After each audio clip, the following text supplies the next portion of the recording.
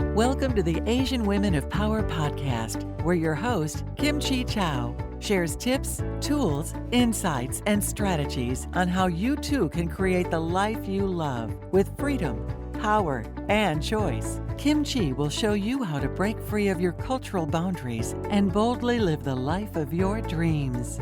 If you are ready to transform your life, please go to www.asianwomenofpowerquiz.com and take the quiz. You may qualify for a free discovery session with Kim Chi. And now, here's your host, Kim Chow. Welcome to the Asian Women of Power podcast. I'm glad that you are here with us today. In a moment, you will meet our guest panel and get to know them better. I believe you will find their stories fascinating and inspiring. So stay tuned. If you haven't done so, please subscribe to Asian Women of Power podcast and Asian Women of Power YouTube channel. We believe that our messages and stories are worth to share so that you don't feel that you are alone. This is my way to empowering you and the Asian community to speak up, stand up, and show up powerfully and confidently. So let's get started. Let's start with PQ. Her name is also Phuong Quach, but she prefers to be called PQ. So tell us who you are and what led you to do what you do now. Hi, everybody. So as Kim Chi has kindly announced here, my name is Phuong Quach, but I actually prefer to go by PQ. A little bit easier for everyone to kind of remember and just easier to pronounce as well. So a little bit about myself is that I am a professional pastry chef, and I've been doing this for about 10 years now. I currently am located in Mountain View, California, where I work at Alexander's Patisserie. So I focus a lot on traditional and modern French style pastries with a twist of Asian style influences, as 90% of my clientele is Asian. So we tend to lean towards the less sweet desserts, and my team is 90% Asian as well. Thank you. June? Hi, I am a storytelling coach based here in Long Beach, California. And as a result of my coaching, I support specifically women of color in finding clarity in their message and confidence in their speaking so that their message, or what I like to call their medicine, can reach the masses.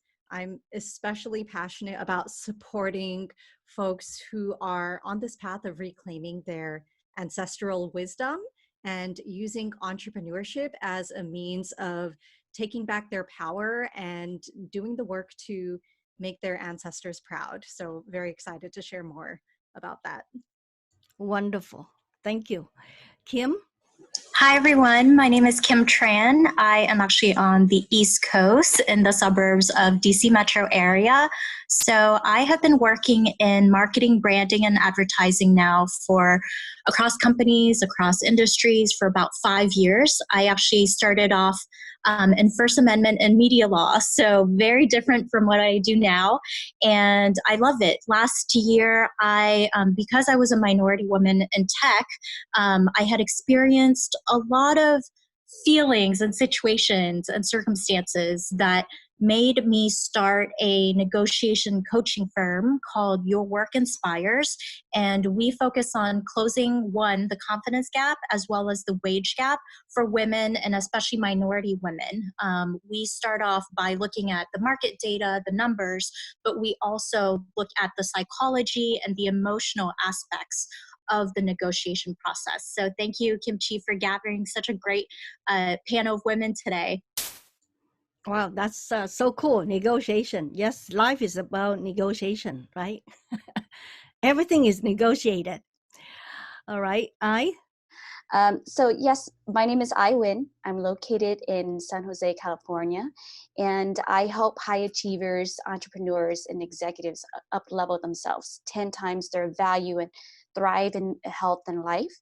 So basically, I'm an online life coach and also a director of lifestyle medicine here in a medical and wellness center called Phuong Quach Health. And people can reach me anywhere around the world to experience big transformations in their life, or they can also find us here located in San Jose for really improvements in their overall wellness and lifestyle changes. So I look forward to really getting to share more about the work that I do. Thank you. This is a follow-up question for PQ. So you say that Asian we like sweet, right? We like dessert, right? But we don't like it too sweet. I can relate to that. It's very interesting. So what's the difference between the Asian sweet dessert versus other people's, let's say, American sweet dessert? So I would say like Asian style desserts, we like the true flavors of ingredients to kind of shine through, like coconut or mango, and not too big on adding so much extra additives and sweets to it. Versus American, where I feel like it has been used a lot more of like butter and artificial sugars. So I try to steer away from doing anything artificial and try to use the best of the ingredients, anything that is within season. So I try not to use anything out of season as well, just to make sure that it's the best possible representation of what I'm creating and what the team is working so hard to create as well. So this may be biased, but the type of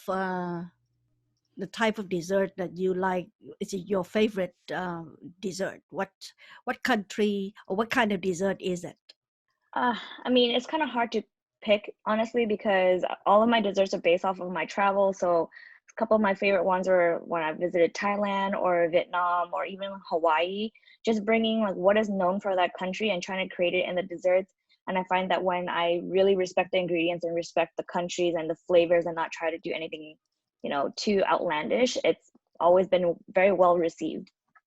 So you share a little bit with me privately about your family, Mhm. and all of your brothers are serving in the army, or to serve the government, and you, the only daughter, you picked to become a pastry chef. You go to that round. When did you start that, and why? You must have to like watching and observing somebody cook and bake before, and that's why you like assist that person, and then that's why you love to pursue that career. Mhm. Share with us more.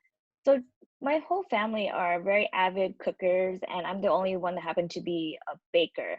And throughout my time, I noticed like, I do have five brothers, and it takes literally, all hands on deck to try to cook for a family that big, a family of eight. And so my mom and I were always in the kitchen, and my mom was just, every single day, 3 meals a day, multi-course meals.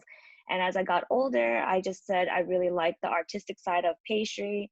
I tried to make my parents proud by going to college and everything, and I just still decided, no, I really want to do pastry. And despite my parents arguing with me about doing everything, I said, if I pay for my way to go to culinary school, will you guys be okay with it? They still weren't, and I think they're still a little bit apprehensive about it.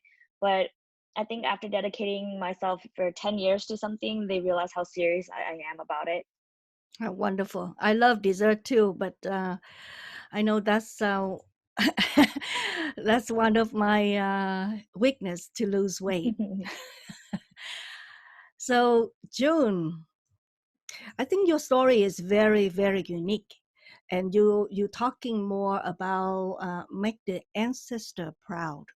Tell us more about that, and why don't we create a story for ourselves, but we create it so that so that our ancestors would be proud of our own story.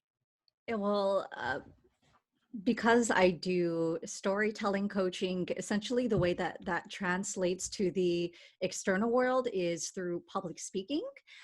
But none of that matters. Building a business doesn't matter if we are first and foremost not working with the stories that we are telling ourselves, and the way that that manifests in our lived reality. And I feel like for many of us, especially the folks who are on this call today, even listening to PQ story, so much of the work that we are doing is healing our relations with our parents and possibly even our grandparents or our great grandparents. I know for myself, and I know this is a very common experience for many people who are children of immigrants, our parents sacrificed so much so that we could have a better life, so that we could have this privilege of choice. And yet, the pressures that come with being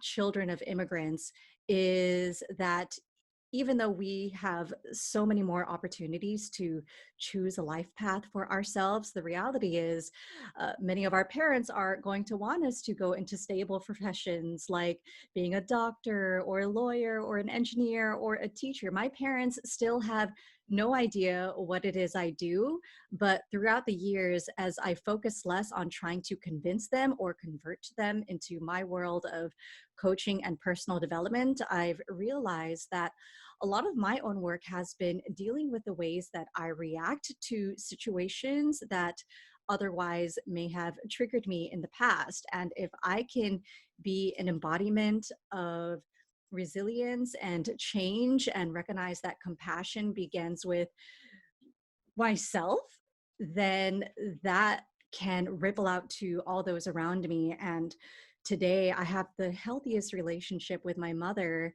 And it, of course, was not always that way. I was a very rebellious teenager.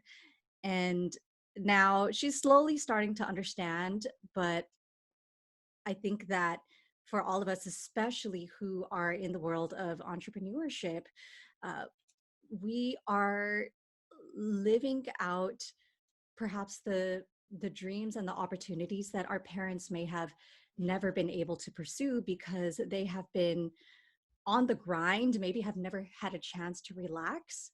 And so one of the biggest things for me right now is how is it that I can lean more into my joy and my pleasure